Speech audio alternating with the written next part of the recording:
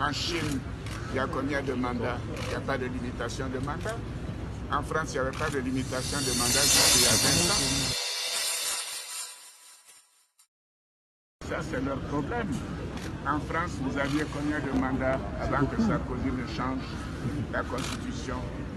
Aux États-Unis, avant que Roosevelt ne change la Constitution, il y avait combien de mandats? En Chine, il y a combien de mandats? Il n'y a pas de limitation de mandat. En France, il n'y avait pas de limitation de mandat jusqu'il y a 20 ans. Ce pays est un pays jeune.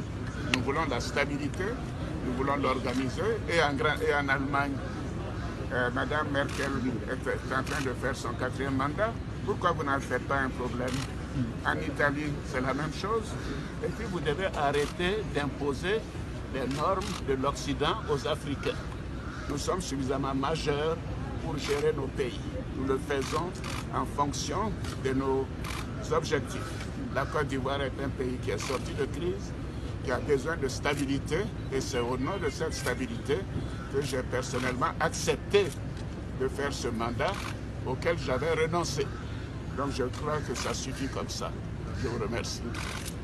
Je pense que tout le monde a écouté la réaction du président de la Côte d'Ivoire et je pense que ces mots à la fin là sont des mots vraiment très importants parce que la France doit laisser les pays africains gérer leur pays comme bon leur semble.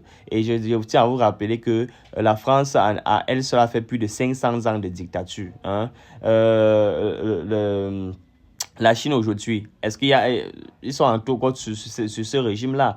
Donc, je pense que ce qu'il a dit à la fin, dont il disait que la France doit laisser les pays africains gérer leur politique, gérer leur pays comme bon leur semble. Je pense que c'est vraiment important.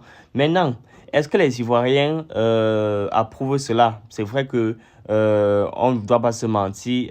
Ce président a beaucoup fait pour la Côte d'Ivoire. Depuis qu'il est au pouvoir, tout le monde voit le changement en Côte d'Ivoire, les grands travaux. Et je tiens à vous rappeler que le métro ivoirien sera inauguré bientôt. Hein? Le métro ivoirien. Donc, dans bientôt, la Côte d'Ivoire aura le métro. Un exemple aussi du Nigeria, du Ghana et des pays maghrébiens. Donc, vraiment, nous tenons d'abord à dire merci à ce président-là pour les réalisations qu'il fait pour ce pays, pour son pays. Et moi, ma question est de savoir est-ce que les Ivoiriens eux-mêmes approuvent cette décision-là parce que, il faut le dire, un 3e mandat, ce n'est pas chose facile. Je pense qu'il prend le pouvoir en 2010, oui, quand Laurent Gbagbo est quitté. Je pense que c'est lui qui prend le pouvoir en 2010 et jusqu'à aujourd'hui, bon, il avait fait le 1er mandat.